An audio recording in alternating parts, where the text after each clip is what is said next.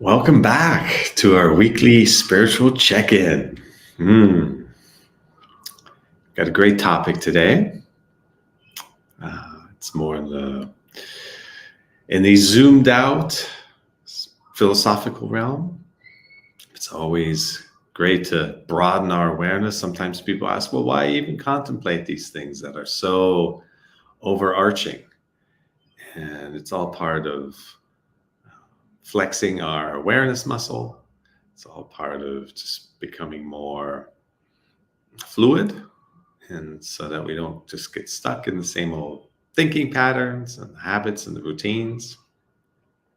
Some routines are good, but we always want to make sure to breathe in and check in with ourselves and allow the new moments to arrive and sprinkle those throughout our conscience and the light of awareness. So this is actually, today's topic is the central theme of an upcoming book. So you get a sneak peek, and it's called The Five Stages of Awakening. And it really tries to simplify all the different steps and list-based approaches that you've heard about. The Noble Eightfold Path, the Ten Commandments, the Four Truths. there are so many systems and attempts to kind of simplify things, and this is my attempt to bring some simplicity to just understanding all the major life phases that we go through. And so just through observation, through a lot of leading meditations, speaking with practitioners, also one-on-one private sessions, over the years, it's just emerged that there are these 5 core phases that we go through. And we should also probably take a moment to define what awakening is, right?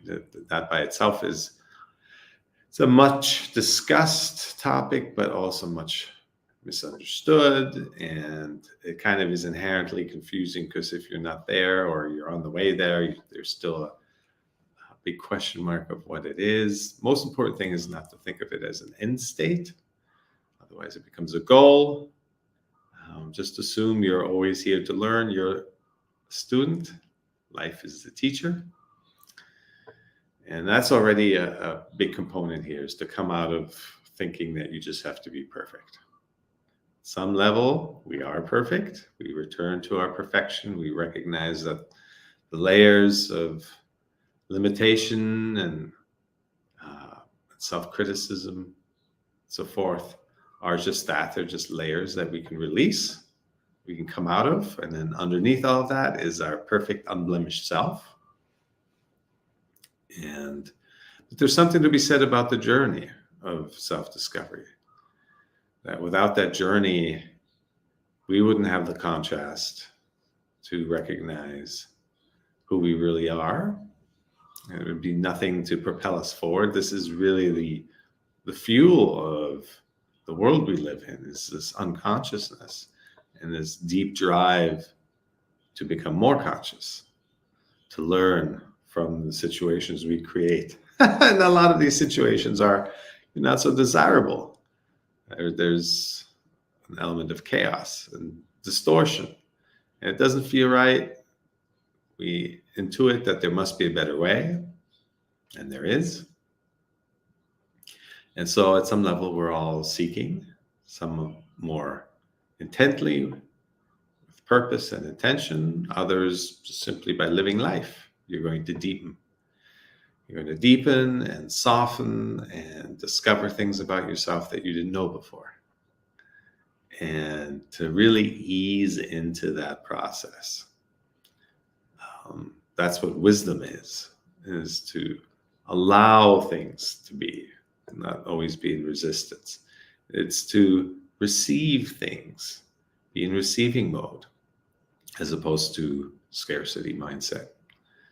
So there are many components to our journey, and what I did is create the 5 main buckets that one can expect to go through. And these 5 buckets, these stages, have some characteristics. And so the value would be to reflect on one's life. See, well, where am I?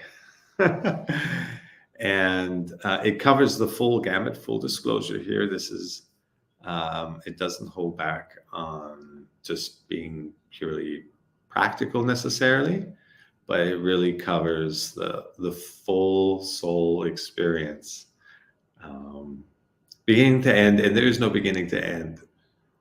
More like spark and return to unity. And so with that, let's, if anyone has any questions, you can always put that into the chat before I start getting into it. And then I can take a look and retrieve things, and we can have a discourse, or I could bring you on stage. If you're tuned in through StreamYard, then I can add you here to do it in person. So the first stage of awakening is, and all these stages just have a single word. I call it the 2 stage.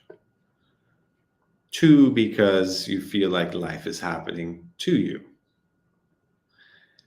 And the primary characteristic of this stage is that you feel separate. Otherwise, you couldn't experience things happening to you. You have to feel separate for that to be the case.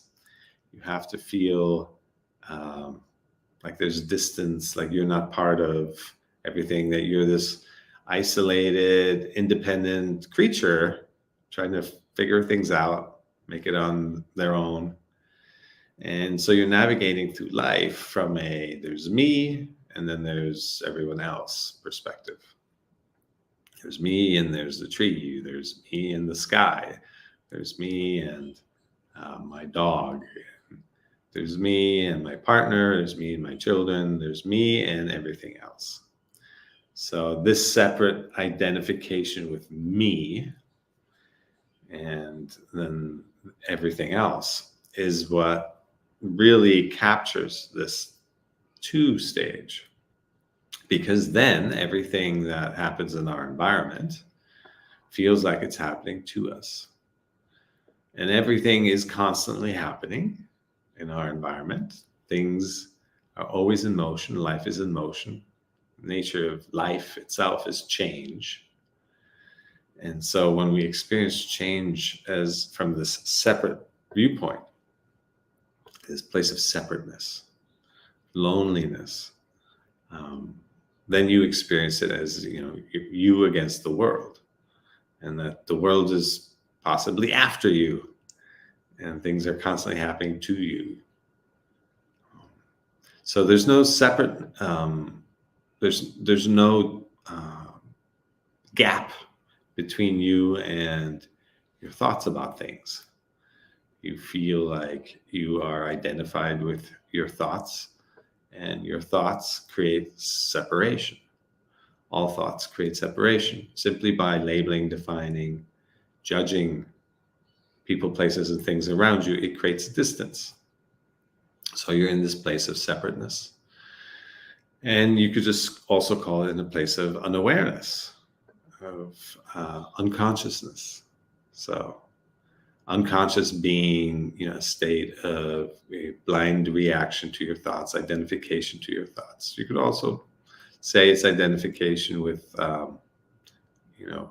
your ego and your self as the center of everything.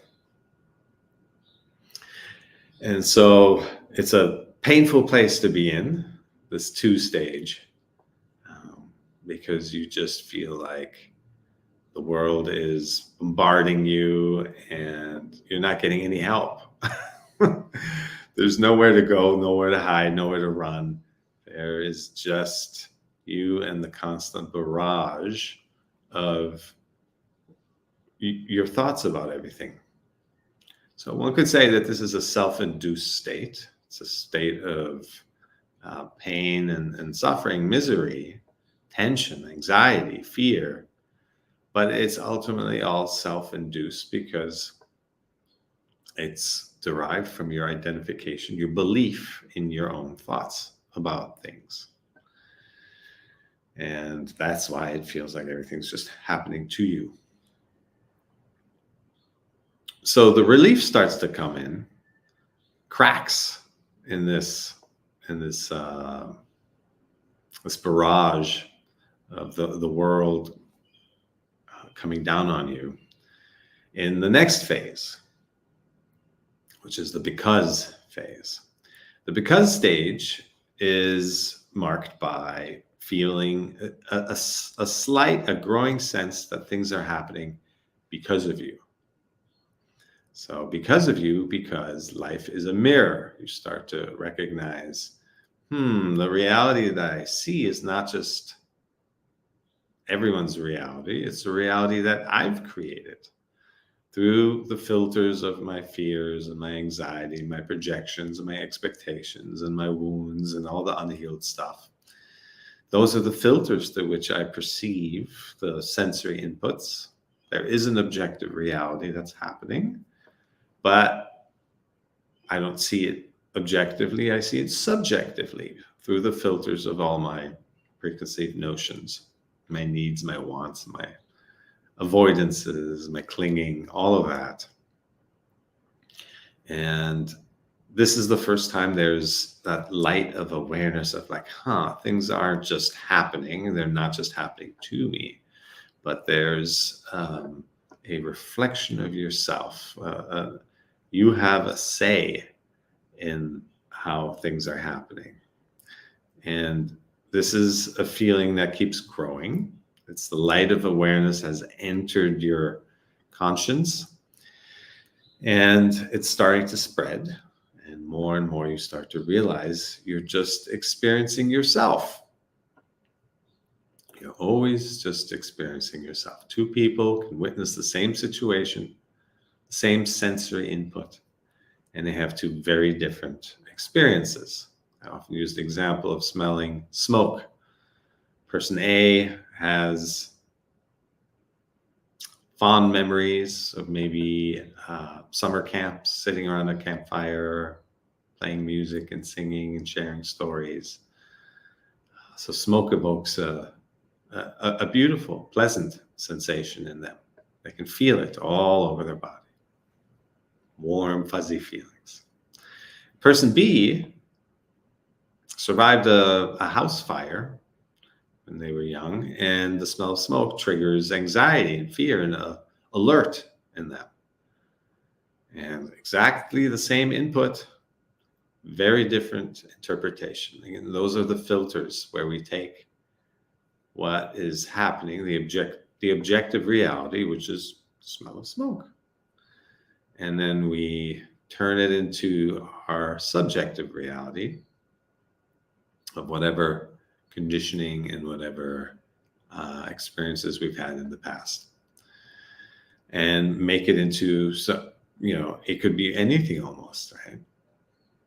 So in the because stage, you start to recognize that, there is the reality I'm experiencing has something to do with me, something to do with how I interpret things. And it doesn't mean the next person is thinking the same or seeing the same or experiencing the same. They have their own version of reality. And in the absence of some awareness, this is where, if you're completely identified with your reality as being the one, and you lack any understanding that this is really your specific reality, that's what leads to a lot of misunderstanding and fights and blame and just not getting along with one another, because you so believe that your reality is everybody's reality. And Why should anybody think or feel differently? And that's what marks the two stage. But moving into the because stage, you start to get a glimpse of, okay, this is how I feel about the situation, and that's unique to me. And others may feel differently, and that's unique to them, and that's okay. It starts to sink in that that's okay, you know. And then this feeling in the because stage starts to grow, like life is my mirror, life is my mirror. And I'm really just being prompted to look at myself and reflect on myself, my behaviors. And this feeling of, well, it's happening because of me starts to slowly morph into a feeling of, this is stage 3, that things are happening for me. Life really wants us to heal. It wants us to grow. It doesn't want us to stay small and lonely and anxious. It's always triggering us to come out of that. And in the 2 stage, you just feel like, why is life triggering me? Right? It's after me. It's causing me a headache. And then with because mindset, you start to like, there's something it's telling me. And then as you move into the 3rd stage, it's happening for me. You're starting to collaborate with life. You're wanting to really see opportunities as opportunities for growth. Situations are all pointing to something. If you feel triggered, it means there's something unhealed. If you don't feel triggered, then there's nothing there. Then that situation likely just passes you by. You don't even notice it. You see the objective reality, and objective reality is always simple. It's easy. It's flowy. It kind of just comes in and comes out. You don't stay stuck on it in any way. So our whole meditation practice is about coming back to objective reality, learning to just smell the smoke. And that's when life starts to become much more of a collaboration. You're seeing things as they are, which is the most basic fundamental Zen principle, is to just see things as they are. And we talk about this all the time here, is seeing things as they are is the foundation for good decision making. You see things clearly. You don't see that subjective reality. You're seeing things objectively, and then you take action from there. The action part is important. Without it, just, doesn't really make sense. The whole idea is to live in sync with life, to be a facilitator of the happening. And that happens when it happens best and most efficiently. Meditation really is about efficiency and productivity, and really maximizing your aliveness and your impact, and being able to pull in your calling and really pursue and live by that. It's a far cry from just sitting and letting things happen and not caring or not doing anything about it. That's a big misconception of the mindful life, that you're just a doormat or you're just kind of neutral. You're neutral to the observation of things, meaning you don't judge them, you don't amplify, you don't distort what you see. You see it as it is. But then you are absolutely tuning into what your inner blueprint, your body, is telling you to do. This resonates. Let's explore it some more. And this doesn't resonate. Let's try something else. And so that's not a mental negotiation. That the mental stuff is what drives us nuts. That's why we get into choice overload and analysis paralysis. The mind can't make good decisions in the sense that it knows what's right for us. All I can do is just compare, aggregate data, um, and then it actually goes haywire when you ask it to choose between a number of things.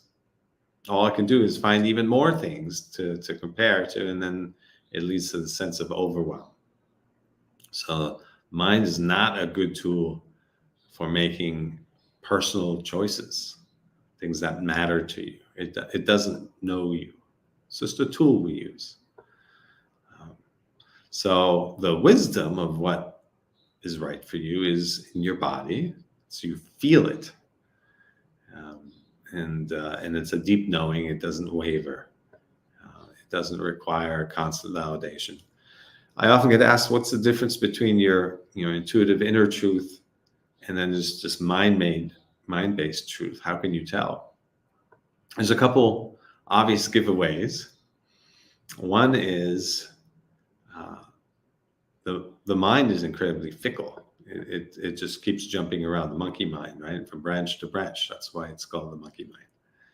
And chances are, if you just wait a day or even less, or even just change the mood, like take a cold shower, go for a walk, or cook a meal, that within very little time, you start to think something else is maybe the way to go, or you doubt what you've been thinking of as the solution. There's just this fickle nature to it. And so inner knowing has a much more solid, unwavering quality to it. It's like, no, this is what I have to do. This is the way, this is the path. The other indication is that the path is not necessarily pleasant. What your inner truth is telling you what to do is not necessarily fun or like this amazing vision, everything will be great and you'll be happy finally, all this stuff. That's what the mind makes up. It's like, do this, and then once you get there, you'll be fulfilled, you'll be complete, you'll be happy. Always postponing, projecting. It takes the fear of the unknown and projects this rosy picture into it, and then we chase it. We chase this idea that we get this rosy picture in place and then everything will be great. And we start sacrificing who we are now, our happiness now. We get it. We go down paths that we would never go down if it weren't for the big carrot that our mind keeps dangling in front of us. And a lot of time and effort and energy can go into these paths. You could go down a relationship path for years or decades, go down a career path for years or decades, and only to realize you've kind of built a life around something that doesn't resonate, that was never your truth. It's perfectly normal to have your truths change. You may feel pulled and called to go down a particular direction, and that might last for a while, and you are living your purpose, and then that purpose shifts into maybe a bigger purpose or a wider purpose or a more focused purpose or maybe a completely different purpose. But as long as you're in alignment with that, you're only gaining, you're only growing in awareness. You're applying yourself fully. It's about the journey. Again, there is no finish line. As long as you're applying yourself conscientiously and fully to whatever you're being called to from within, then that's life.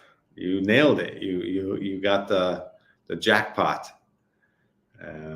That's making it. And all the other stuff is secondary and not really important in the bigger scale of things. We really are here to become more conscious.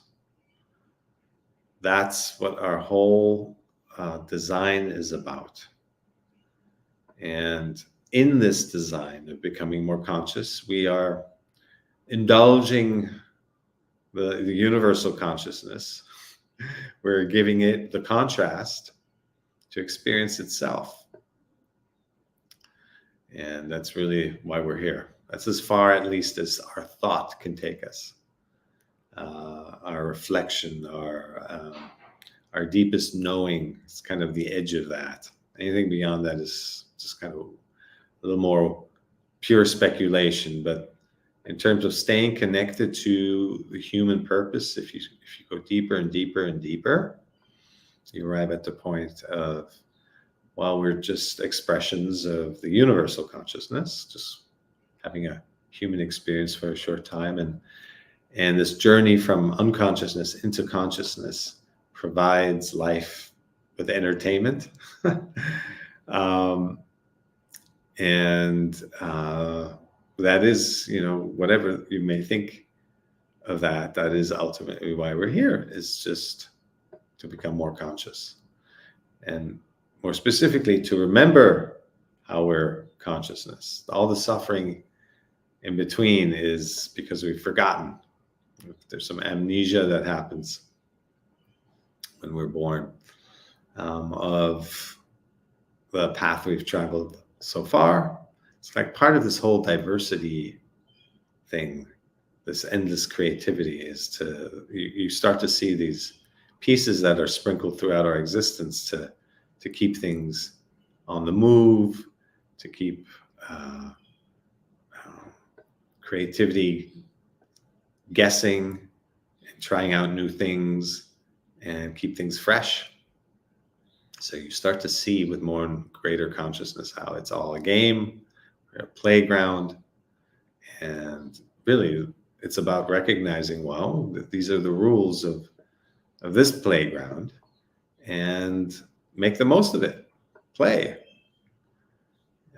Take those elements, take those rules, and instead of resisting them, accept them, allow them, play with them, because they themselves make you realize that there's the bigger purpose of your existence is to just be an extension of the greater consciousness, and to be part of that instead of feeling lonely and separate like you do in the 2 stage.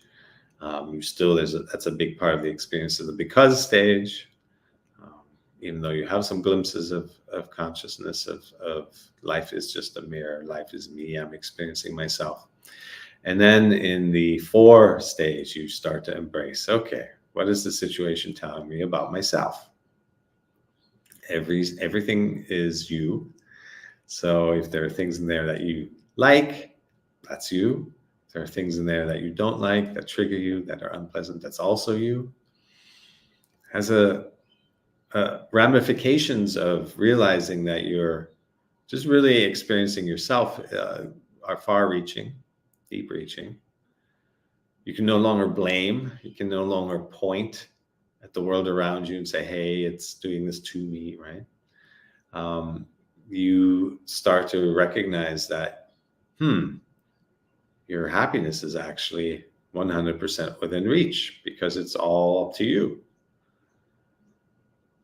The world you experience, the reality you experience that you create, is 100% your reality. Everyone's running around experiencing their reality. So if there are pieces in there that you dislike, that are causing you strife, that's you.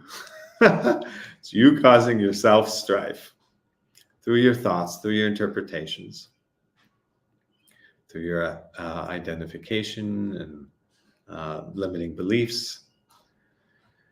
And to come out of that entirely is the only way. You can't outthink yourself. The thinking, primarily, the thinking mind is what created these problems in the first place. So you can't use thought to solve the situation, the stuckness that you got into because of thinking in the first place.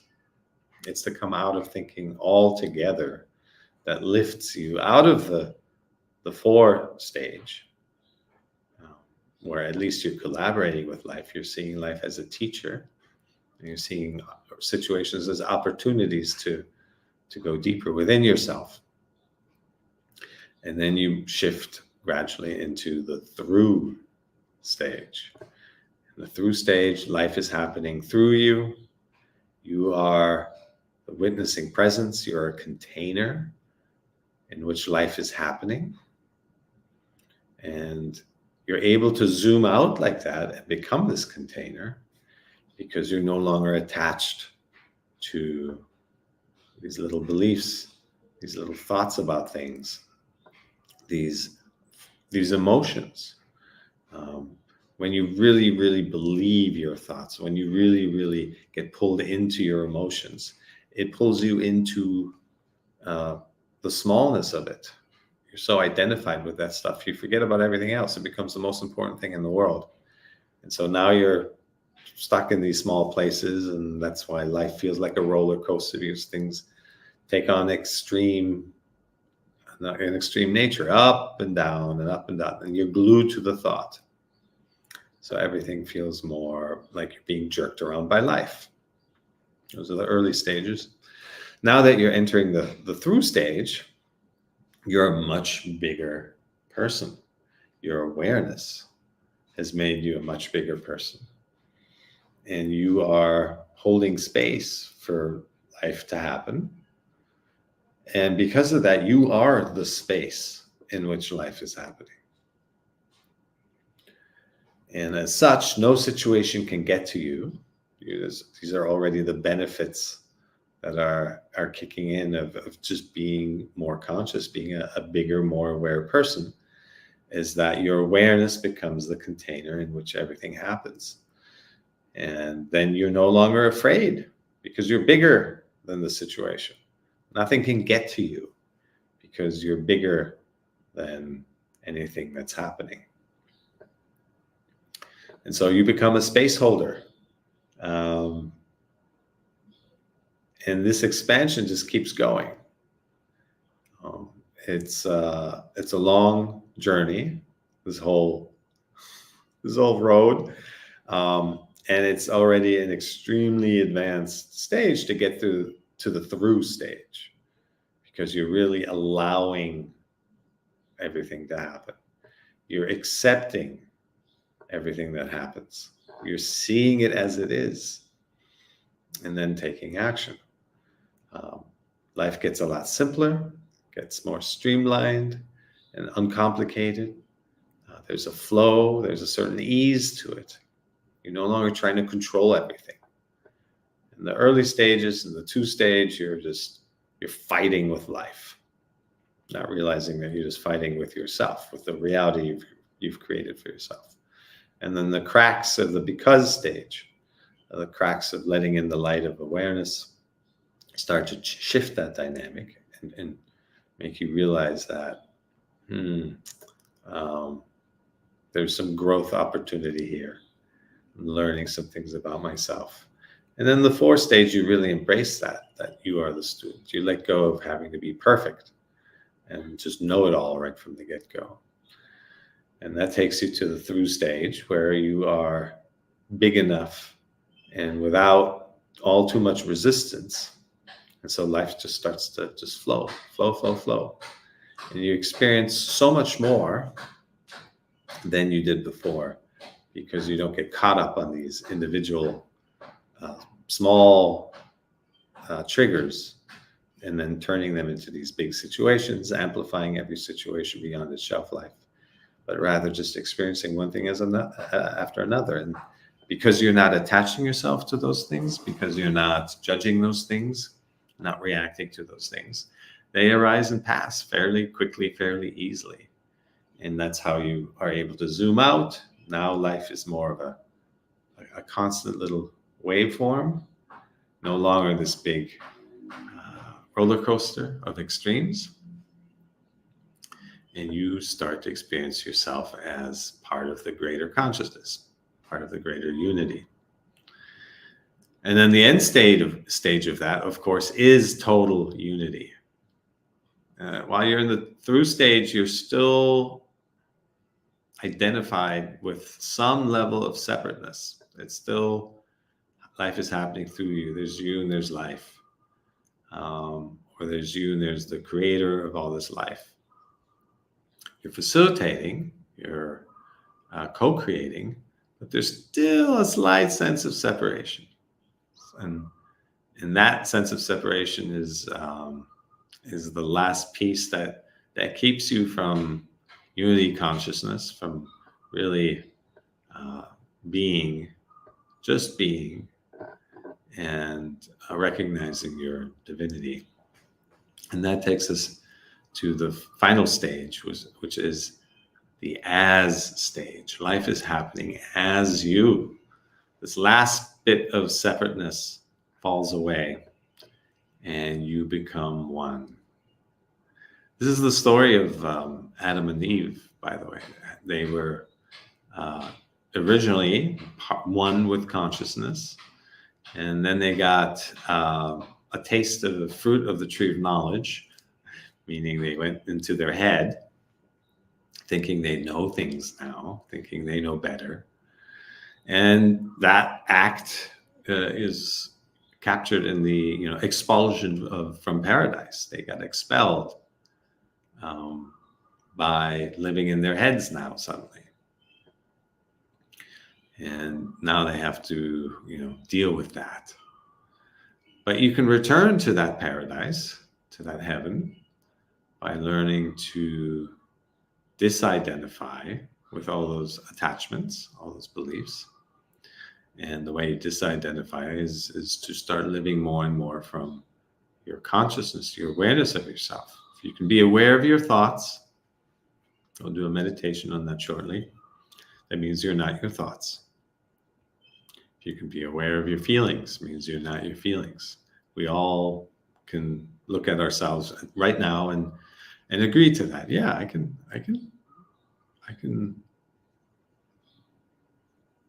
notice my thoughts. I can notice my feelings. I just did it.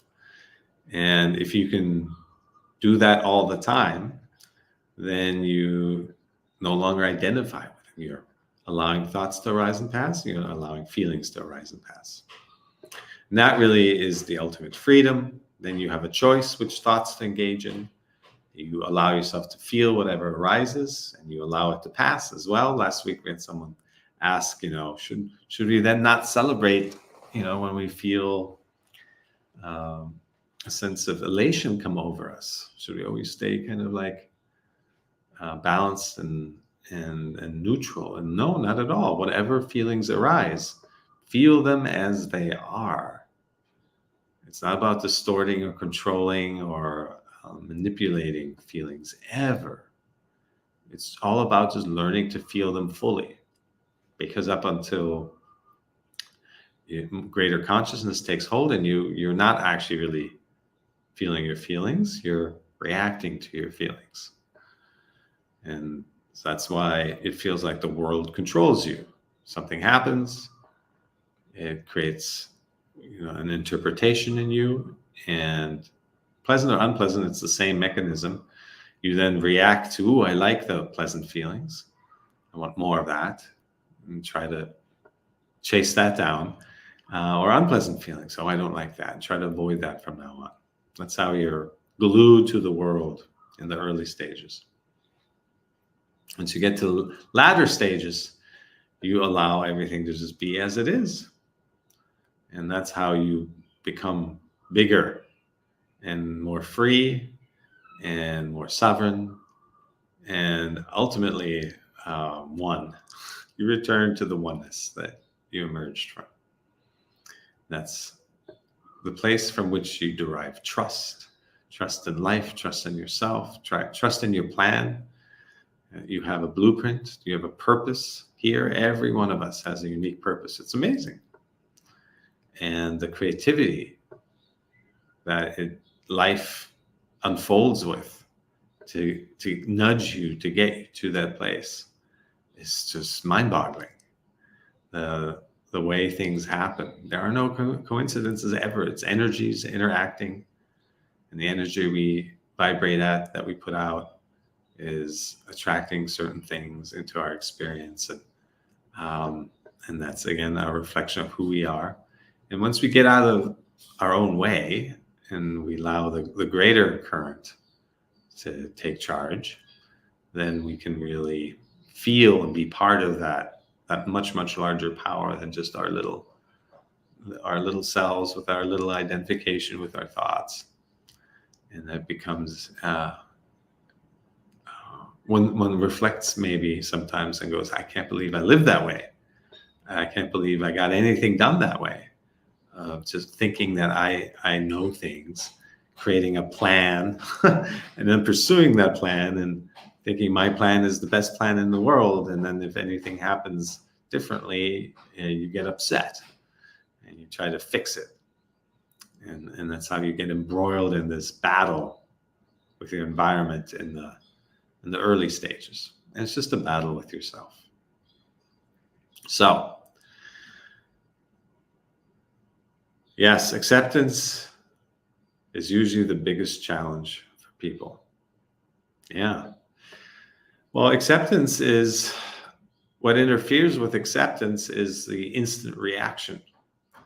If we just react to things, we judge them as pleasant or unpleasant, good or bad, right or wrong, for me, against me, then there's no room for acceptance in there. We're just already in our reactive juices.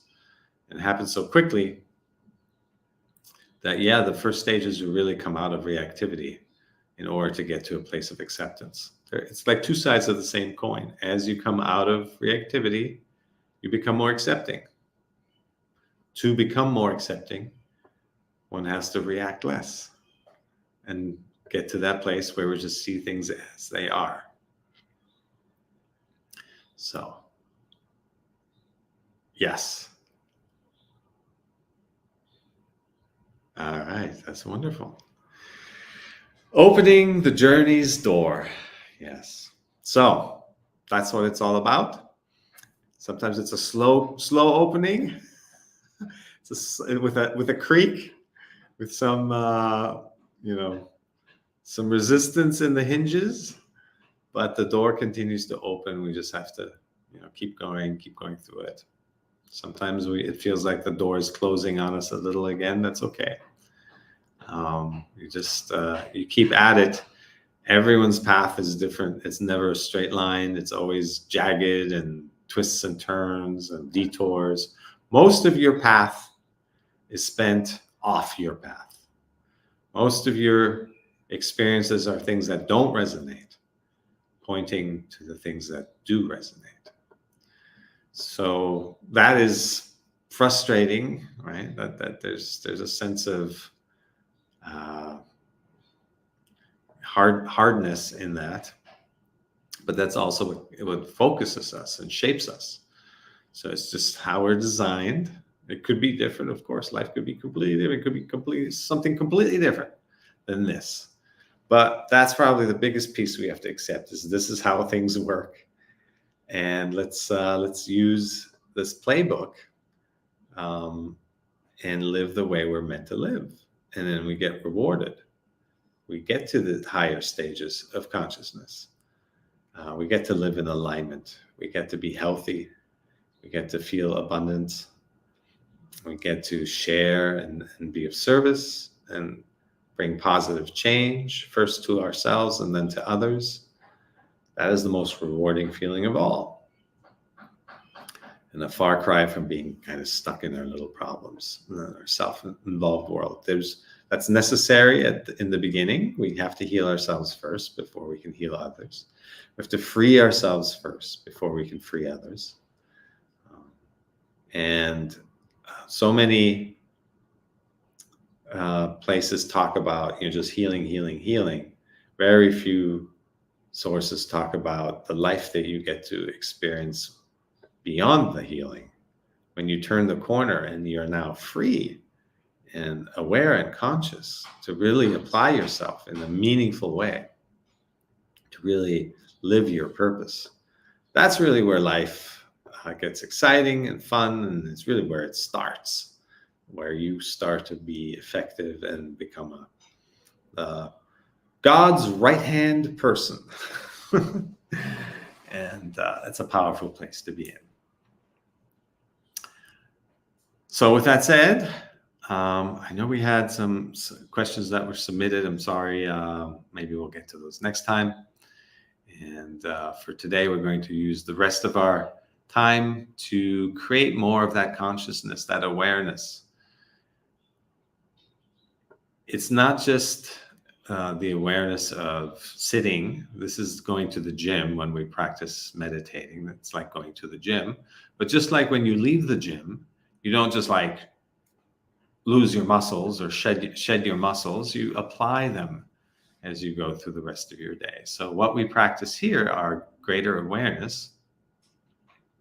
We take out of our meditation into all these specific situations the rest of our life. It doesn't end after you come out of meditation. So take note of the state that we get into, the awareness of our thoughts and the awareness of our feelings. We'll do both today. And then staying connected to that awareness is your best ally to moving through difficult situations, the pressure, the tension, the overwhelm. All of this can be mitigated and reduced through just sheer awareness. In that place of sheer awareness is essentially sheer presence. Everything is much simpler when you don't add a whole story on top of it about what does this mean? Now I'll forever be this way, or I'm that. These heavy statements of permanence that are completely untrue. They're just made up by our mind. And when you release yourself from those things, then just the pure objective reality remains. It's always a lot simpler, always a lot lighter. And we just have to create an awareness around what's happening.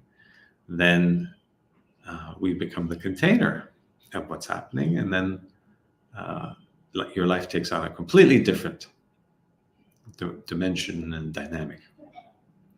So awareness, presence, being connected to your sensations, letting the detail of situation pull you into presence. It's all there. Our five senses pull us into the present moment. Life is constantly reaching out to us, wanting to pull us in. Here, smell this, see this, feel this, taste this. And that's what creates presence. And we only interfere with that. We take ourselves out of it by judging things. This is right, this is wrong, I like this, I don't like this. That's how we're constantly cutting ourselves off from being really present, being really part of things, and experiencing ourselves as part of the greater consciousness, greater current. So we'll do a little longer meditation today, a few minutes of noticing our thoughts, and then we'll do a quick body scan. Staying connected to your sensations, noticing what you feel all day long, staying at least 30 to 50% of your awareness is with your sensations. Your body is your connection, the connective tissue to the world, to the three-dimensional space. Everything flows through your body. So awareness, a big part of it, awareness, is just staying in your body, staying connected to the feelings that are arising and passing, allowing them to arise and pass. And what stays behind is the resonance. I think that is what your inner wisdom responds to. Yeah, this is something that resonates, and I'm going to do more of that. And that's your GPS. It's built right in, and it's just a feeling state. All right, so let's do this. Find a comfortable position. And with your eyes and mouth closed, focus on the incoming and outgoing breath at the entrance of your nostrils.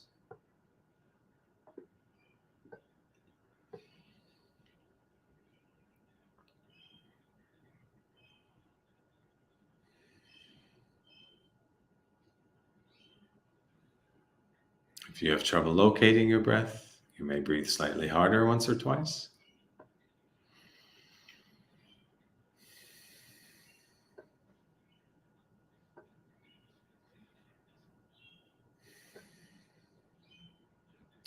And once you feel the touch of your breath, return to natural breath.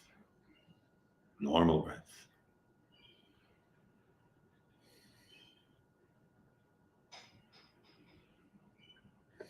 Observe your breath as it is, not wanting it to be different.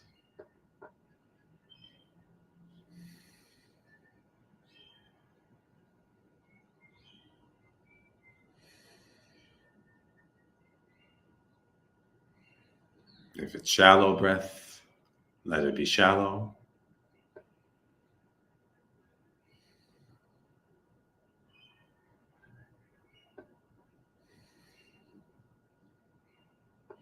If it's deep breath, let it be deep.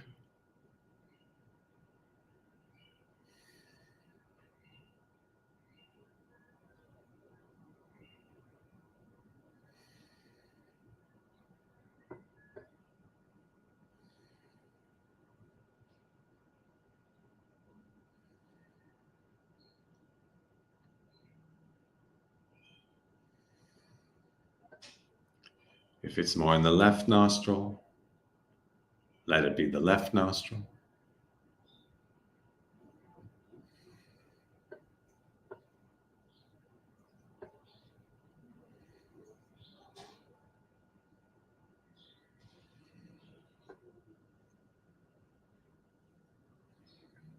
If it's more the right nostril, let it be the right nostril.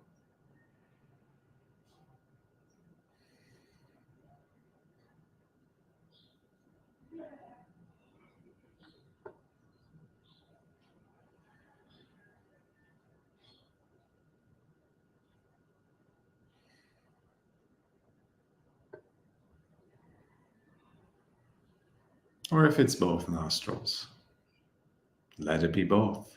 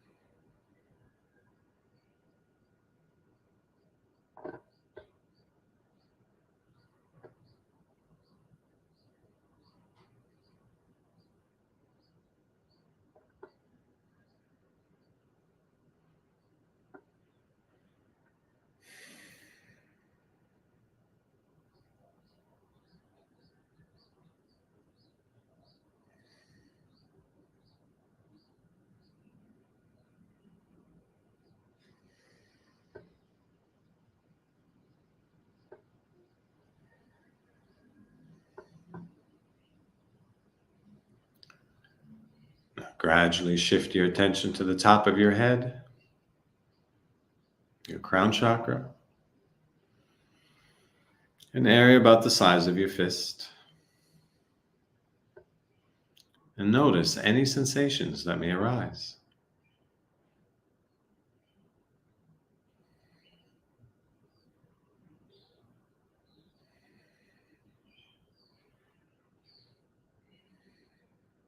It could be a tingling sensation or a tickly sensation, a prickly sensation or a stinging sensation.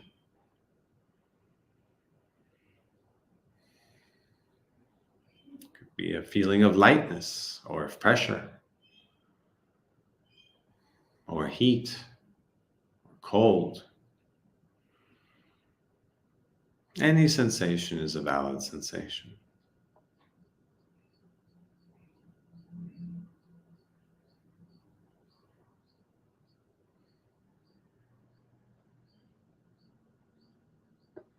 No need to look for a particular sensation.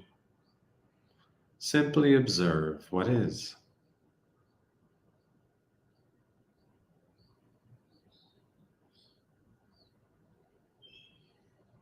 And if you feel no sensation at all, that's all right too. Simply observe.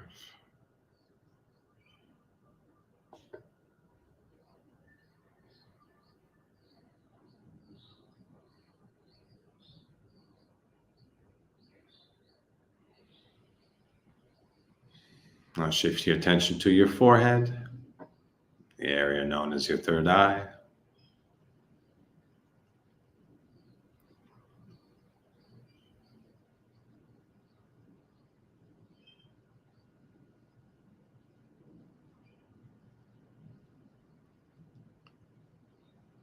Moving on to the left side of your head.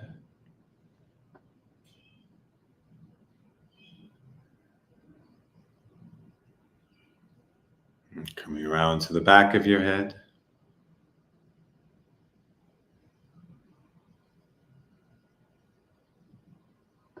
And around to the right side of your head.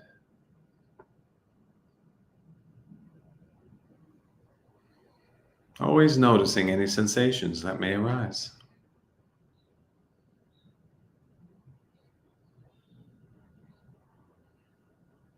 And move your attention into your right eye socket.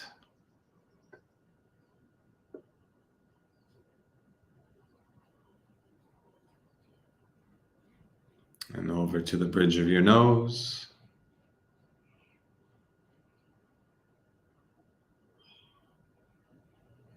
And on to the left eye socket.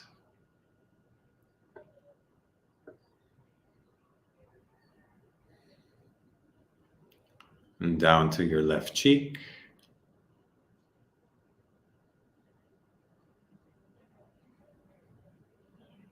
And over to your lips.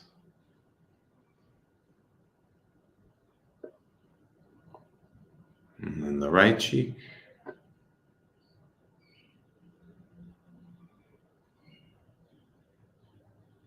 And down to your chin. Always noticing any sensations that may arise.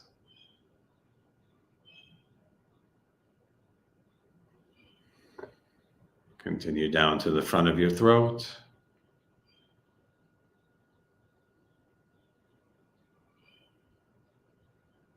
The left side of your neck.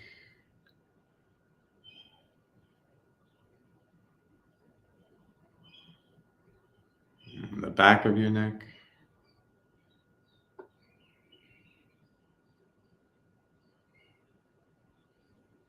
And the right side of your neck.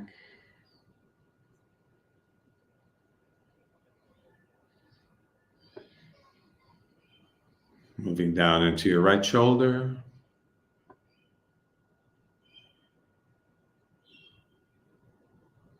Down into your right upper arm, first the front.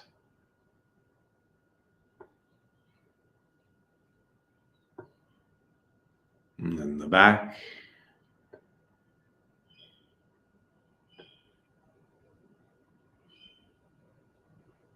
Moving down into the back of your elbow.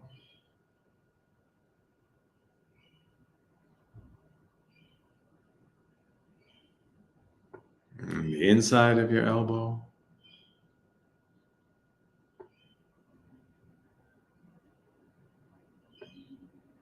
The inside of your forearm.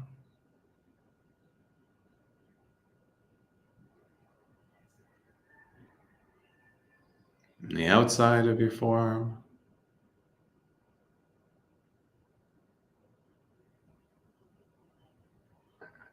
Moving into the back of your hand.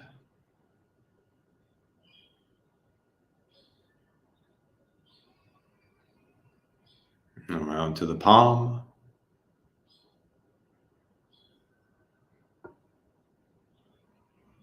And now push your attention deep into your fingers.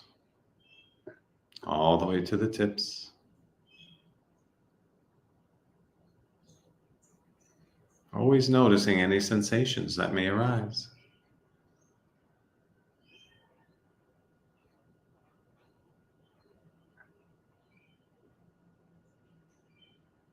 Bring your attention to your left shoulder.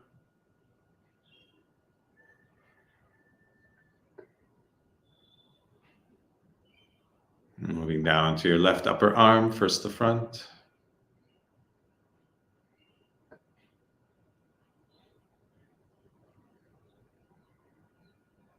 And then the back.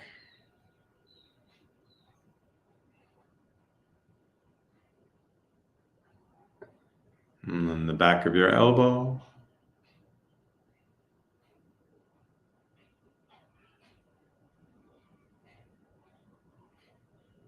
The inside of your elbow.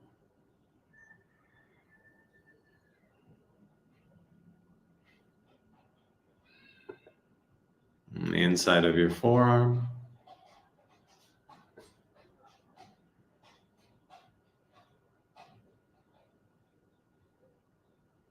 The outside of your forearm.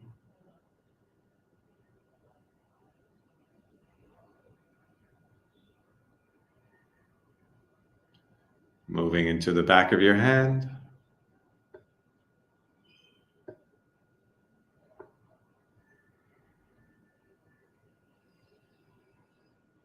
Around to the palm.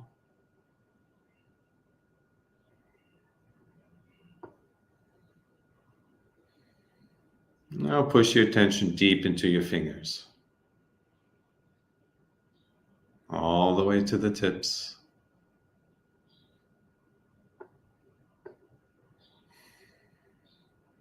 Always noticing any sensations that may arise.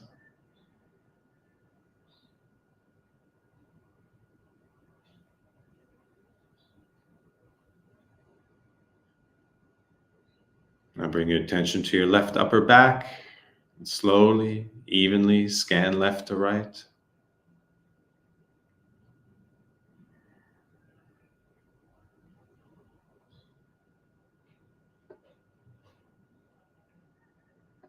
Moving down to your right middle back, slowly, evenly scan right to left.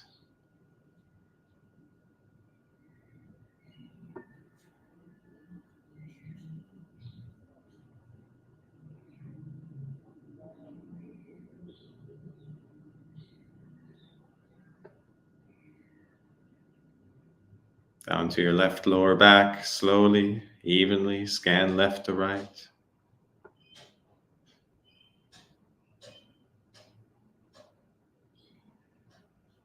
Always noticing any sensations that may arise.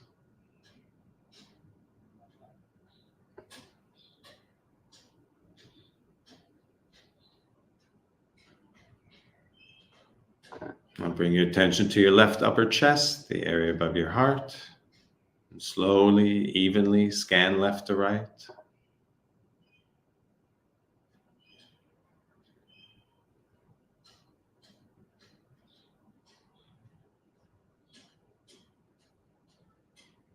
Moving down to your right rib cage, slowly, evenly scan right to left.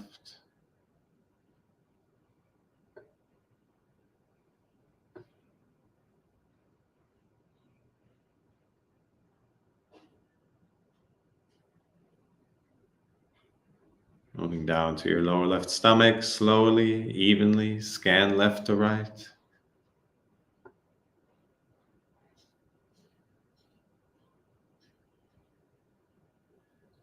Always noticing any sensations that may arise.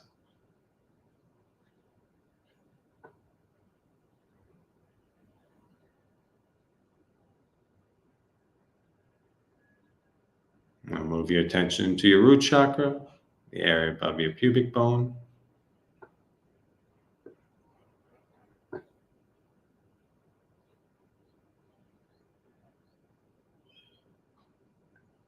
And gradually move over to your left hip.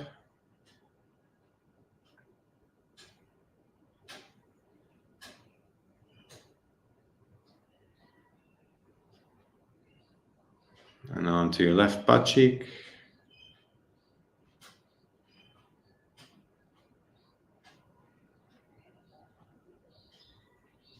And the right butt cheek.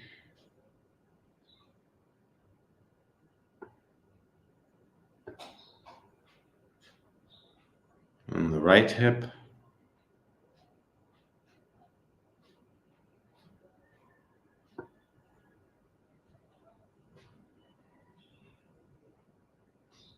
Moving down to your right upper leg, first the front.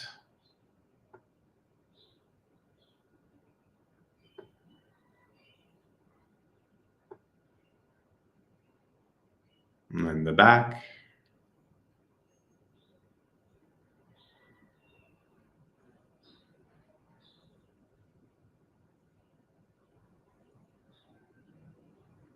Moving down to the back of your knee.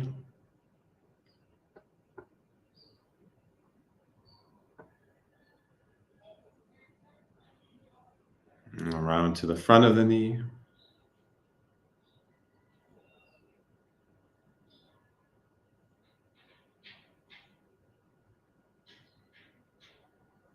Moving down into your shin.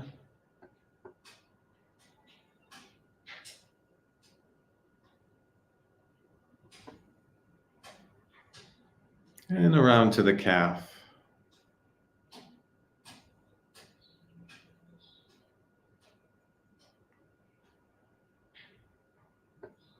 Now, starting with the heel, slowly and evenly scan across the bottom of your foot.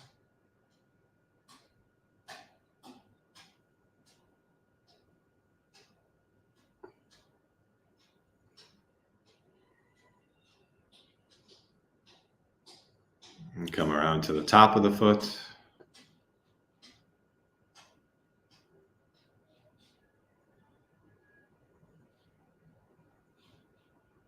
Now push your attention deep into your toes. All the way to the tips.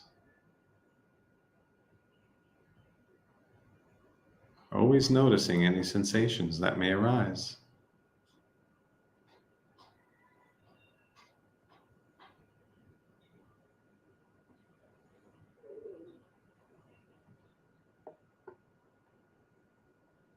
Now bring your attention to your left upper leg, first the front.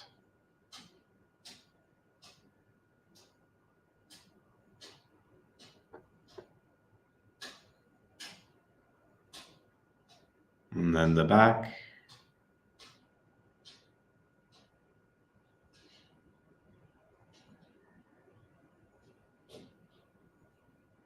Moving down to the back of your knee.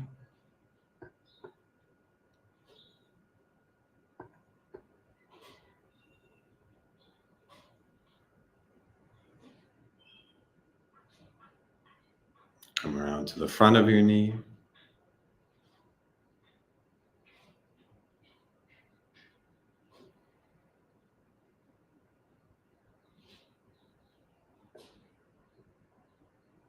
Moving down into your shin.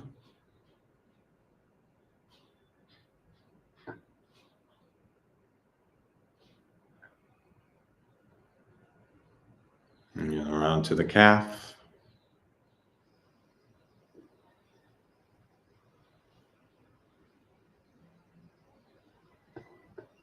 Well, starting with the heel, slowly, evenly scan across the bottom of your foot.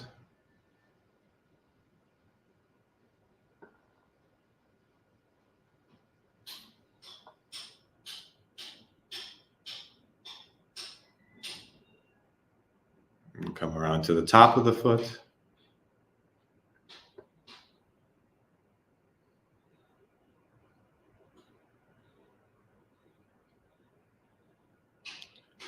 And push your attention deep into your toes.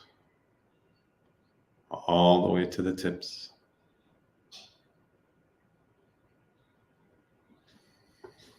Always noticing any sensations that may arise.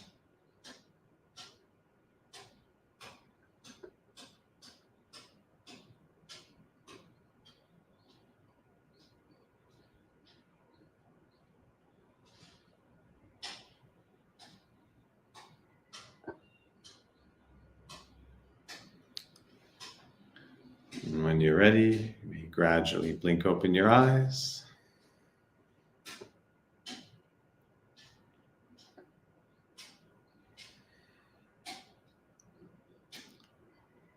Notice your environment.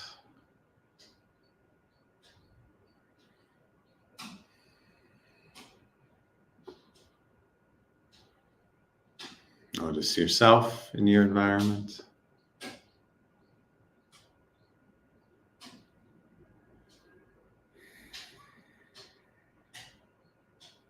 Notice the energy in your body.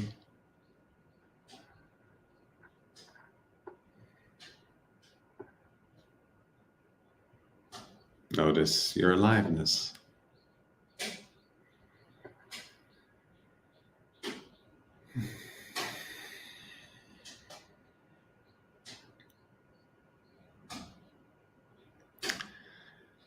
Wishing everyone a connected rest of your day and into the new week.